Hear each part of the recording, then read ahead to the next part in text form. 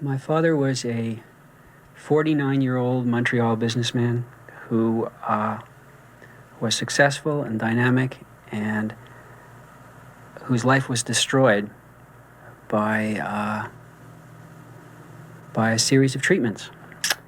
While brainstorming new ideas for the channel and researching, I found a tab in my YouTube studio that recommended a video called The Real Life History and Psychology that inspired Black Ops 1 from a smaller channel than me called Singular Goat. Now, I've linked his video down below for reference, but I didn't watch his video as I didn't want to know the basis of his story or how he decided to break down the information that he found. But the title of his video was so intriguing that I wanted to try and do the research for myself and learn about the MK Ultra project that may have inspired some storylines in Call of Duty Black Ops 1. Now, for my own personal knowledge, I've heard rumblings about the CIA conducting mind-controlling experiments or subjects throughout my whole life. I've seen a few movies that depict some of these topics. However, I've never done the research to find out what they meant or how it actually worked. Because if you really think about it, mind controlling sounds like a work of fiction, something that would appear maybe in a cartoon for a kid show, or a movie, or maybe a fake magician trying to trick people. Because real mind control can't actually happen,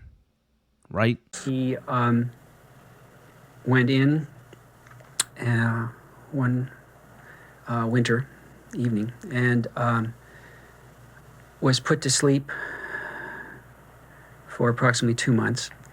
He was given shock treatments of various kinds, gradually building intensity to an intensity and a frequency that was not certainly the routine or standard of the time. Well, before diving into the MK Ultra project, we need to look at a drug created in 1938 by Albert Hofmann, a Swiss chemist who created lysergic acid diethylamide, also known as LSD, which was a strong psychedelic drug which caused the user to have intensified thoughts, emotions, and sensory perception. If given at higher doses, LSD would cause the user to manifest primarily mental, visual, and auditory hallucinations. The director of the MK Ultra project saw this as an opportunity for mind control, and in the early 1950s, the US would buy the entire supply of LSD. Sidney Gottlieb, the director of the MK Ultra, would begin to pass the LSD medications unknowingly to prisoners, hospitals, institutions, clinics, and other foundations in order to see how regular people would react to the drug without their knowledge.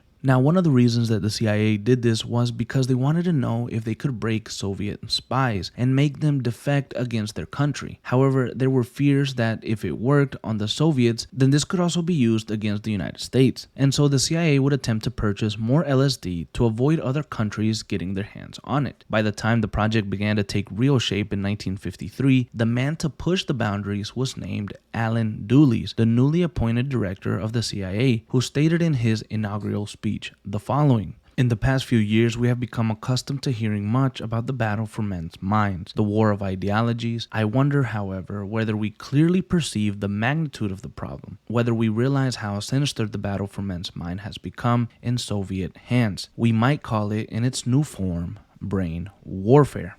With Alan Dulles ready to fight against Soviet brainwashing, he began to give LSD in a more controlled form to mental patients, prisoners, drug addicts, and prostitutes. And years later, one agency officer said that it was given to people who couldn't fight back. One of the more extreme cases of LSD was given to a mental patient from Kentucky who was given LSD for 174 days straight. Now, Project MK Ultra was so unhinged that it eventually made its way into everyday citizens, as it was given to CIA employees, military personnel, doctors, and other government agents, and members of the general public to study their reactions. The aim was to find drugs that would bring out deep confessions or wipe a subject's mind clean and reprogram them as a robot agent. The 50s was a chaotic time, and many fears brought out the worst in people.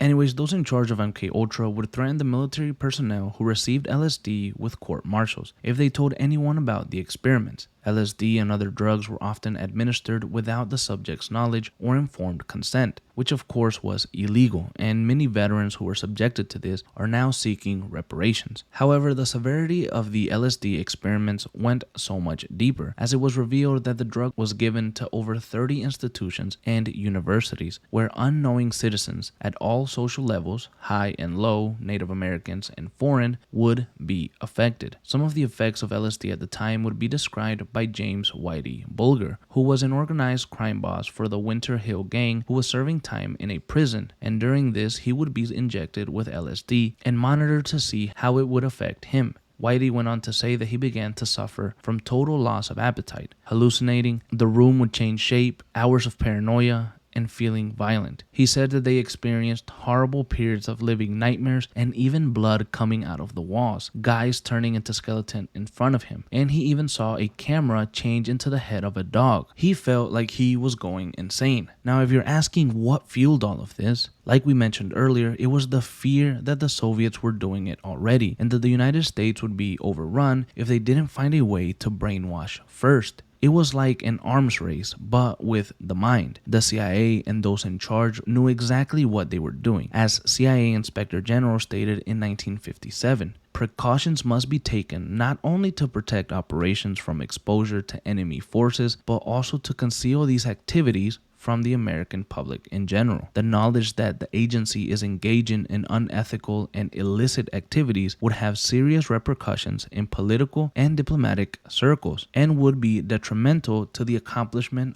of its mission.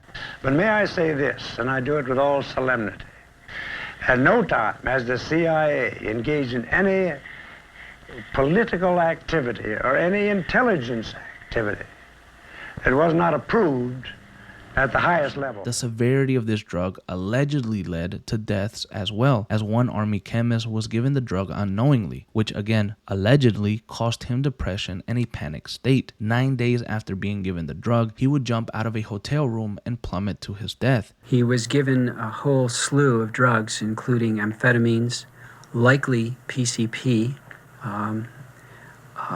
insulin comas, barbiturates of all kinds, LSD.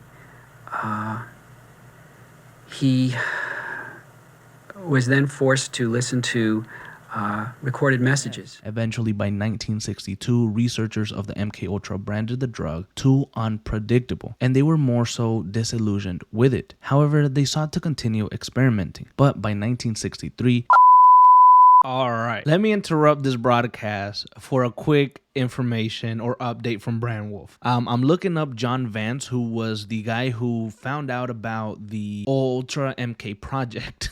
And as I'm looking for information on him, I arrive on a page that says Central Intelligence Agency, 404 error. This page you requested doesn't exist. I just wanted to let you guys know that that's my ass. And I'm done. I'm done. This seems scary. All right. That's all. Just wanted to let you guys know in case something happens to me.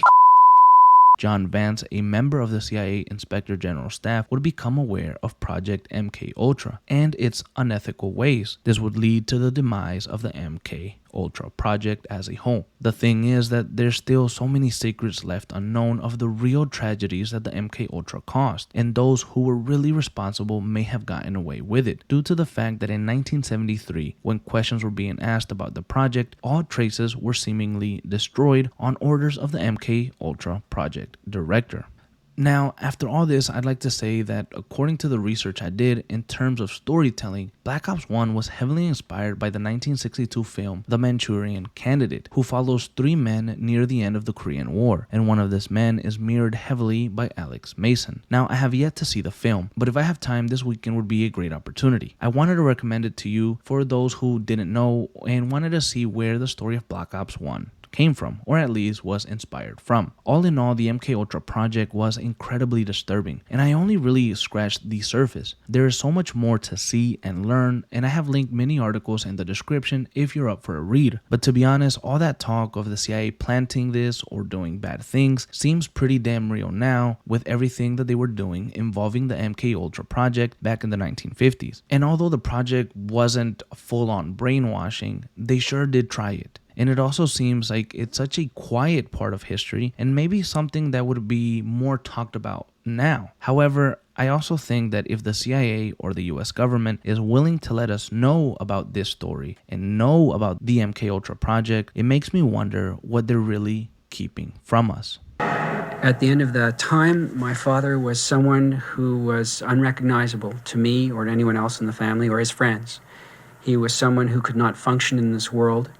whose perspective didn't extend beyond the next 5 minutes, who had no recollection of the past, and almost no recognition of the present.